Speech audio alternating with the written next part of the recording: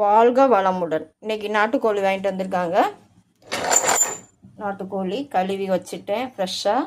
எங்கள் பொடி வெங்காயம் தக்காளி போட்டு பச்சை மிளகா போட்டு நன்றாக வதக்கின பிறகு தண்ணி ஊற்றி எங்கள் ஸ்பூனு 2 ஸ்பூன் போட்டு ஒரு பிளேட்டில் உள்ள நாட்டுக்கோழி போட்டுருவேன். குழம்பாயிரும். பிறகு மிளகு வறுவல் செய்யலான்னு இன்றைக்கி இருக்கிறேன். நாட்டுக்கோழியில் இன்னொரு பிளேட்டில் உள்ளது.